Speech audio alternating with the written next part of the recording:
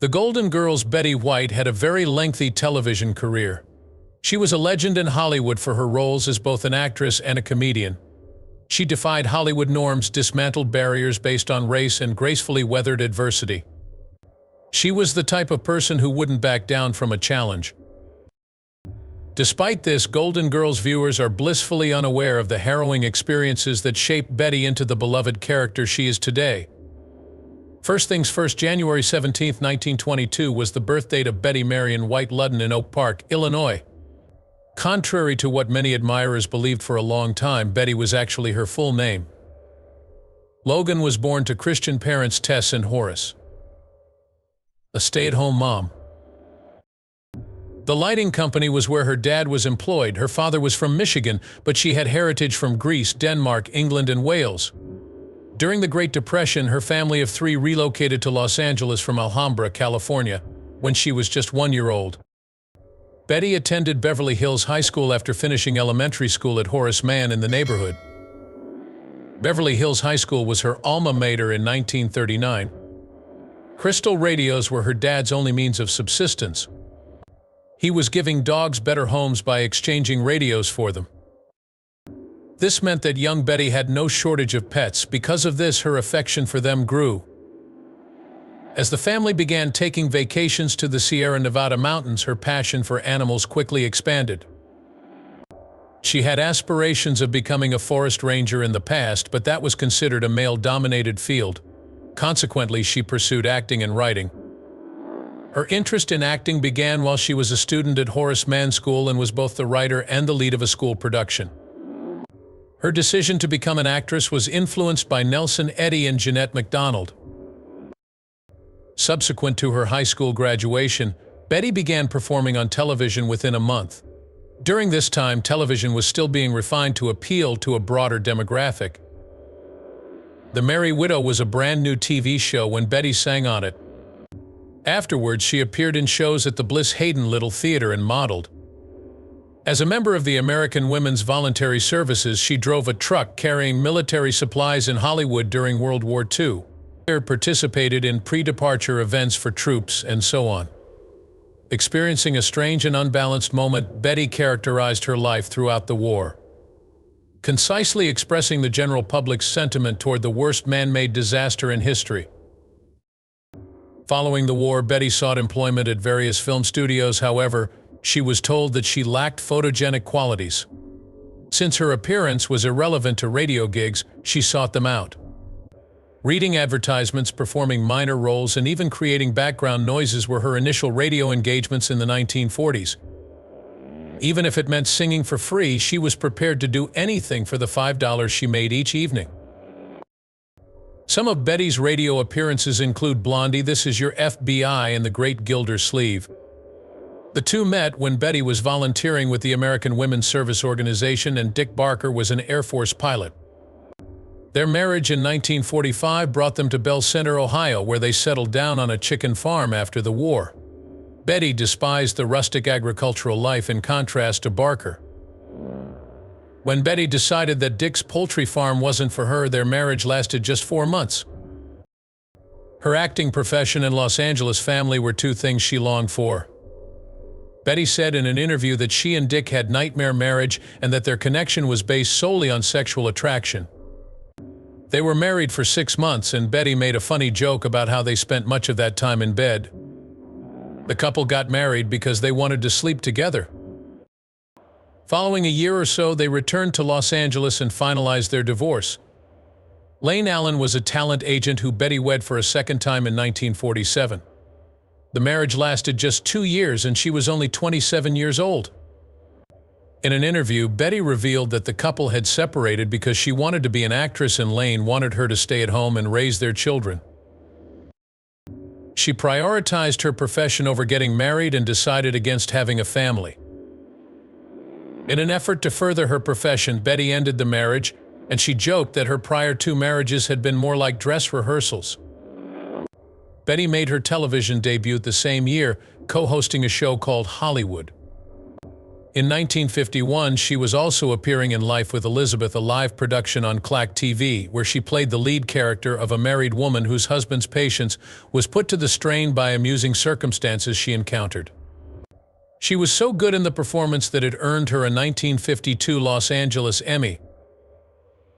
In an effort to put her own ideas into action, she formed Bandy Productions the same year. That choice led to the creation of The Betty White Show, her own talk show. She was in charge of the show and had discretion over its direction, including the employment of a female director. Arthur Duncan, a tap dancer, was the first African-American performer on her show, which was the first network variety show in the United States. In fact, when the show aired nationally on NBC, several viewers were unhappy that Duncan was a regular cast member.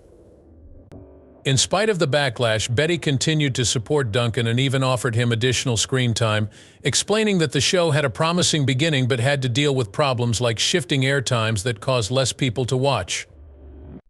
By 1954, the show had run its course on NBC. Betty was granted the unusual opportunity to have creative control over the show from both the front and the behind of the camera when Life with Elizabeth became nationally syndicated in 1953. Being co-produced and owned by a young woman residing with her parents made the show stand out. They didn't worry too much about keeping up with what was considered trendy at the time, as Betty pointed out. Many of the plot points and characters in the show were based on actual occurrences in the lives of Betty and the writer Del Moore. The Dr. Ross dog food commercial that aired on KTLA in the 50s was only one example of Betty's live TV appearances in Los Angeles. She appeared as a cafe owner who received a $1 million surprise following the end of Life of Elizabeth in an episode of The Millionaire in 1956. The 1957 family comedy Date with the Angels was Betty's next big film role. The play Dreamgirls served as inspiration for Betty's production, which was planned to focus on Vicky's daydreaming. What the sponsor didn't like, though, were the fantastical elements, so they wanted them cut. That was the one and only time Betty wanted to exit the stage, she confessed. The sitcom was a ratings and reviews bust, but a BC insisted that Betty stay for another 13 weeks nevertheless. Until her contract was up, Betty did not switch sitcoms but instead returned to her former talk variety show, The Betty White Show, for 20 years beginning in the 1950s and continuing into the 1960s. Betty presided over the Rose Parade on NBC. She turned down the opportunity to become a news anchor for NBC's Today Show because she was unwilling to make New York City her permanent home. When Johnny Carson was hosting The Tonight Show and Jack Pars was hosting, Betty began appearing regularly on both talk shows and game shows on television around that time. She met Alan Ludden in 1961 while appearing on game shows such as Password, What's My Line, and To Tell the Truth. After Alan's wife Margaret McGloin died in 1961, Betty and Alan started dating. They dated for a while before getting engaged. Despite Betty's initial reluctance, Alan continued to propose marriage. After receiving a wonderful present, Betty eventually accepted his 1963 proposal. Their wedding day was June 14th. According to Betty, Alan's sincerity and energy were the main reasons she fell for him. Until his 1981 death from lung cancer, they remained a married couple for over 18 years. The Mary Tyler Moore Show was a sitcom set in a television newsroom, and Betty became a part of it in 1973. She received accolades for her portrayal of the station's happy homemaker show host, the sly and seductive Sue Ann Nivens. She was nominated for 3 Emmys for the part, and she took home the hardware in 1975 and 1976. Regrettably, Betty was let go from her position as Rose Parade host in 1975 by NBC due to concerns that she had too much ties to a CBS show. Seeing another person lead the parade was difficult for her. In 1977, Betty's CBS sitcom The Betty White Show debuted following the cancellation of Mary Tyler Moore's show. Due to its competition with Monday Night Football, it was scrapped after only one season due to poor ratings. Still, she went on to host the Macy's Thanksgiving Day Parade for CBS for a decade while appearing on sitcoms like Mama's Family and The Love Boat. Both The Carol Burnett Show and Johnny Carson's The Tonight Show included Betty, who participated in numerous humorous skits.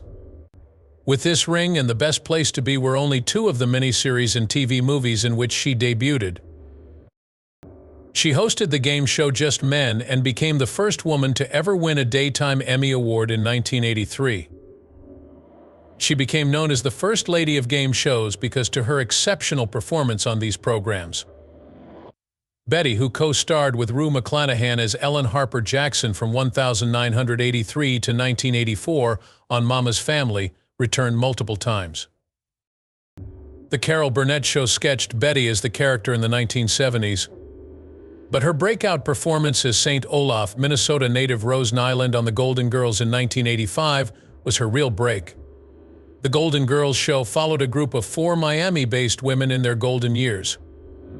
Popular from 1985 to 1992, The Golden Girls starred aAfter, Estelle Getty, and Rue McClanahan. After winning an Emmy for her performance in the pilot, Betty continued to receive nominations each year. Disputes occasionally arose between Golden Girls Betty and aAfter. According to Betty, Bea wasn't crazy with her and even found her annoying at times due to her hyperactivity. Betty claimed that Bea would become angry if she showed happiness. The Golden Girls and their contributions to the program were important to them, despite their disagreements. Following Bea's passing, Betty conveyed her profound grief at the loss. After Bea left the program in 1992, the Golden Girls came to an end. Betty, Rue, and Estelle reprised their roles in the spin-off series Golden Palace. There was a sad one-season run for the Golden Palace. On the Miami-based shows Nurses and Empty Nest, Betty played the role of Rose. Betty continued to appear on television after her Golden Palace show ended, most notably as a guest on The Practice and Yes Dear. These appearances even garnered her Emmy nods. In 1996, Betty's performance on The John Larroquette Show was recognized with an Emmy. She portrayed herself in that show with a touch of diva. Rue and Estelle, two of her Golden Girls pals, were also guests. After that, Betty started appearing in films around that period, including Bringing Down the House and Lake Placid. She played the role of Anne Douglas on the December 2006 soap opera The Bold and the Beautiful. The mother who has been missing for a long time with Stephanie Forrester. During the 2005 to 2008 season of ABC's Boston Legal, Betty portrayed Catherine Piper. This was her role from 2004's The Practice. In addition to her return to Password in its updated form, $1 Million Password, Betty made guest appearances on Jay Leno's Tonight Show and Craig Ferguson's The Late Show. On May 19, 2008, she was also a part of a Mary Tyler Moore Show reunion that aired on The Oprah Winfrey Show. Sandra Bullock and Ryan Reynolds co-starred alongside Betty in the 2009 film, The Proposal. This was also the year that Mars Incorporated launched their You're Not You When You're Hungry promotion for their Snickers bar. Along with A.B. Vigata, Betty appeared in the 2010 Super Bowl XLI4 Snickers commercial. The commercial peaked at #1 on the Super Bowl ad meter and became extremely popular. Betty White was a Facebook thing who hosted SNL Please in January 2010 after the Snickers ad fared incredibly well. Nearly 500,000 people have joined the group. The news broke on March 11, 2010 from NBC that Betty would be the Real Saturday Night Live host for May 8, 2010. She became the show's oldest host at the age of 88, surpassing Miskel Spillman, who held the record in 1977 at the age of 80. In 2010, for that role, Betty earned a Primetime Emmy Award for Outstanding Guest Actress in a Comedy Series. Betty White joined Valerie Bertinelli, Jane Leeves, and Wendy Malick on Hot in Cleveland in June 2010 to play Elka Ostrovsky, a housekeeper. Even though Betty was only scheduled to appear in the pilot, producers insisted she remain for the entire series. She was nominated for an Emmy in 2011 for her portrayal of Elka, however she came up short. There were a total of 128 episodes across the show's 6 seasons. The Lost Valentine was Betty's presentation from January 30, 2011. Its ratings were so strong that it dominated its time slot. A 2011 survey found that Betty had more popularity and trust than any other celebrity in the United States, even more so than Tom Hanks, Sandra Bullock, Denzel Washington, and others. Between the years 2012 and 2014. On Betty White's Off Their Rockers, the elderly would play practical jokes on the younger generation. She was nominated for 3 Emmys for that program. If you ask me, Betty's 2012 book was the recipient of her first Grammy Award. The New York Friars Club roasted her, and she won the Jack Benny Award for Comedy at UCLA. Betty White's 90th birthday party, a television spectacular featuring numerous celebrities she had collaborated with throughout the years, was broadcasted on NBC that day. The president's message, among other things. In February of the following year, NBC aired a second birthday special celebrating her with notable pals, including Bill Clinton. During the 40th anniversary special airing on February 15, 2015, Betty made her final appearance on Saturday Night Live. She was a part of the California sketch alongside current Saturday Night Live cast members Bill Hader, Taylor Swift, Kerry Washington, and herself. Even Bradley Cooper and Betty White shared a passionate kiss in that hilarious spoof. A documentary about Betty titled Betty White, First Lady of Television was produced by PBS 3 years after. Using archival footage and interviews with her friends, they documented it for more than a decade. Toy Story 4, released by Pixar in 2019, included Betty's voice acting as Bitey White, a toy tiger. Betty died away quietly in her sleep at her home in West Los Angeles about 9:30 a.m. PT on December 31, 2021, after being in Hollywood for more than 50 years. This film would be the last in her lengthy and distinguished career. A stroke was the cause of her death. Her death was hastened by a stroke that happened 6 days prior. Just 3 weeks remained till Betty turned 100 years old. She was 99 years old at the time. Even though Betty was about to turn 100, I thought she would live forever. Her friend and agent Jeff Witches said, expressing his anguish. He brought up the fact that Betty's ultimate goal in life has been to see her late spouse Alan Ludden again in the next life. Betty was excited about approaching 100 years old, so People magazine featured her on the cover of their January 10, 2022 issue in celebration. They also released a special edition honoring Betty before she passed away, saying, "It's amazing she expressed her gratitude for being well and strong at her age in an interview with People. I try to avoid anything green. I think it's working," Betty said, revealing her secret to a long life. Furthermore, she emphasized in that interview how she maintained an optimistic outlook throughout. Her optimistic outlook, according to her acquaintances, was a major factor in her long and fruitful life. Hollywood celebrated Betty with a film named Betty White, in which she had more than 120 roles. Her life was a joy to celebrate. In honor of Betty's centennial, a documentary film chronicling her life and work was planned. And it was unveiled as a birthday celebration honoring Betty White, who is 100 years young. Friends of hers, including Morgan Freeman, Tina Fey, Robert Redford, Clint Eastwood, Jay Leno, Carol Burnett, Jimmy Kimmel, Valerie Bertinelli, and countless more were among the announced cast members. Following her passing, the film underwent a redesign to place greater emphasis on her final interview. It was said to be an intimate glimpse inside her profession, with understanding of her priorities. Our hearts mourn tonight with the passing of Betty White, the film's producers Steve Boetcher and Mike Trinklin wrote on Facebook after Betty's death. We came to deeply respect and adore Betty as an individual and a brilliant performer throughout the course of our many years of collaboration with her. She brought joy to everyone for many decades, and for that we are grateful. Everyone, especially her cherished pets, found joy in her company. As a joke, Betty would say that her love for animals kept her in the entertainment industry. When it was announced that her estate, which included costly possessions like jewelry, clothing, and her 7 Emmy Awards, was being auctioned off to assist animal charities, the article headed, "Here's who inherited Betty White's fortune after she died," further solidified that affection. Animal welfare organizations were the primary beneficiaries of the majority of Betty's $75 million bequest. She probably also established a trust to ensure the continued care of her dogs after her passing. While she did leave some to loved ones, the majority of her estate went to other nonprofits. Even though Betty was quite close to her stepchildren from her marriage to Alan Ludden, her will did not include them. Her 1968 Brentwood house, which she and Ludden shared, was sold for $10.7 million not long after she passed away.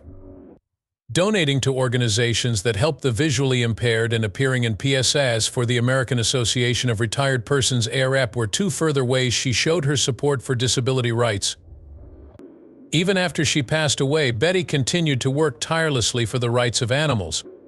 The things she believed in and worked tirelessly to advance are both sustained by her legacy, making sure her love for animals and humans continues. In addition to her legendary roles and significant achievements to television, Betty White will be remembered for her constant giving, cheerfulness, and kindness.